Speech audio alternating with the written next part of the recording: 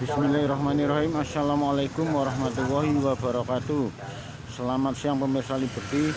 Pada siang hari ini Liberty berada di masjid tertua di kota Solo, yaitu Masjid Laweyan, yang pada dahulu dikenal sebagai Masjid Ki Ageng Henis, yang usianya hampir 500 tahun yang lalu, atau tepatnya 1546, di zaman keemasan Kerajaan Kesultanan Pajang. Kalau saja kalian ingin sholat Jumat sambil mengenang sejarah berdirinya kota Solo ataupun kota Jogja, tidak ada salahnya kalian melakukan ibadah sholat Jumat di masjid yang ada di Kampung Batik Laweyan ini, masjid tertua di kota Solo, yaitu Masjid Ki Ageng Henis, Masjid Laweyan. Mengapa demikian?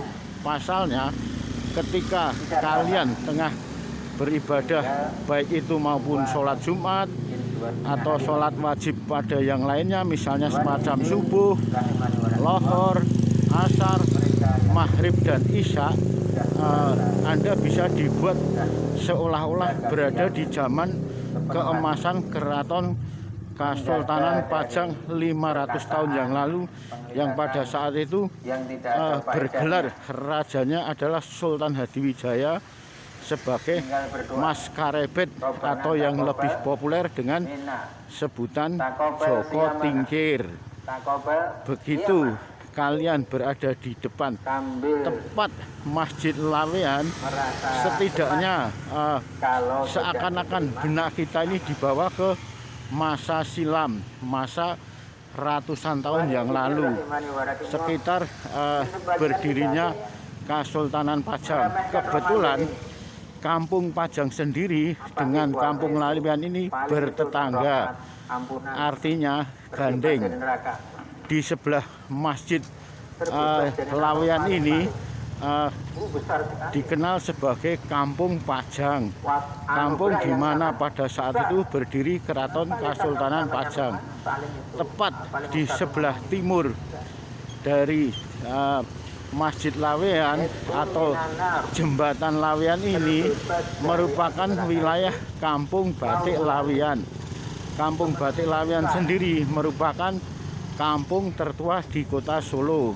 Pasalnya, keberadaan Kampung Batik Laweyan ini sejaman dengan keberadaan Kesultanan Pajang, sehingga usianya juga hampir sepantaran dengan Kesultanan Pajang, lebih dari 5 abad yang lalu.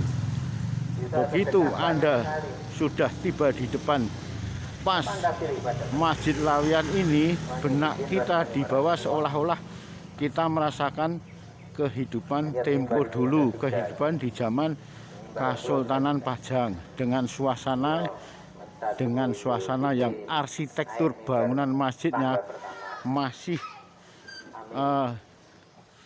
masih utuh dan tidak berubah dari ratusan tahun yang lalu.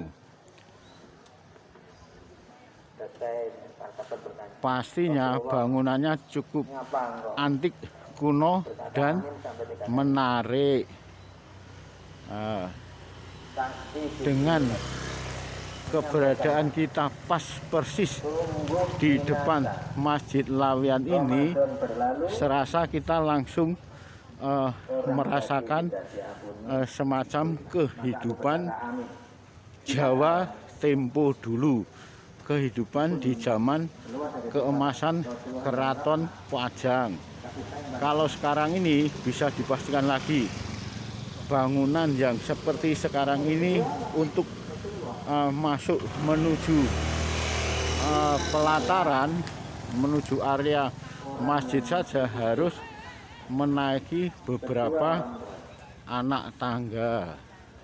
Selanjutnya, begitu kita menaiki anak tangga untuk sampai ke halaman Masjid Laweyan, selanjutnya begitu kita harus masuk ke pendopo Masjid Laweyan, juga harus melewati beberapa anak tangga.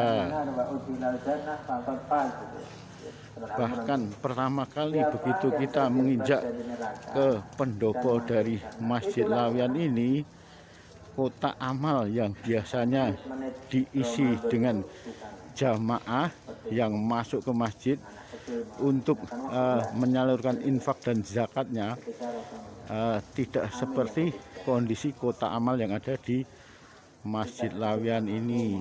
Begitu besar dan terbuat dari ukiran kayu jati.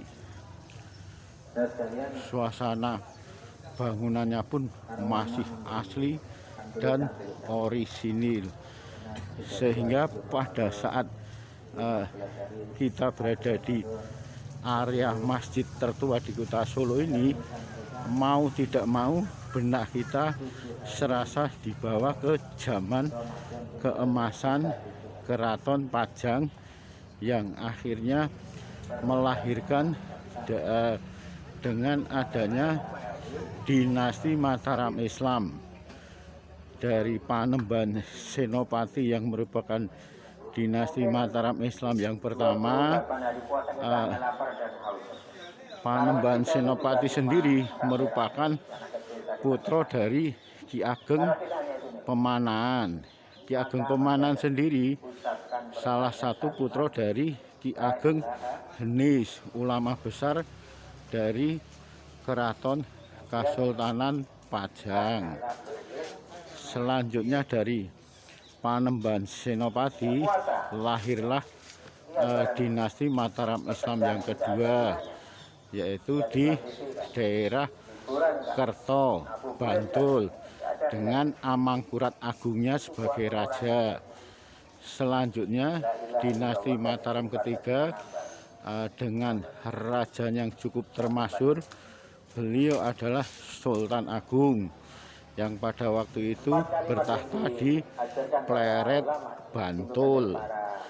Selanjutnya dinasti Mataram keempat adalah yang ada di desa Wonomarto atau sekarang yang dikenal dengan sebutan Keraton Kartasura Hadiningrat, yang pada saat ini ada semacam ulah tangan jahil dari mereka yang tidak bertanggung jawab menjebol tembok beteng Baluwarti bekas Keraton Kartasura Hadiningrat.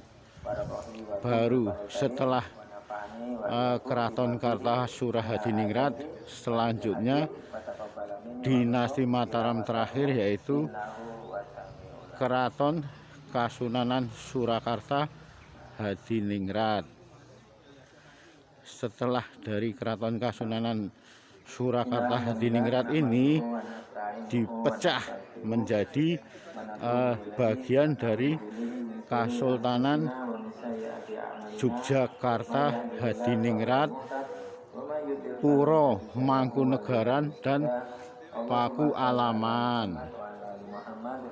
Nah, begitu selesai dari sholat Jumat di masjid tertua yang ada di kota Solo ini, bisa melanjutkan semacam ibadah yang lainnya.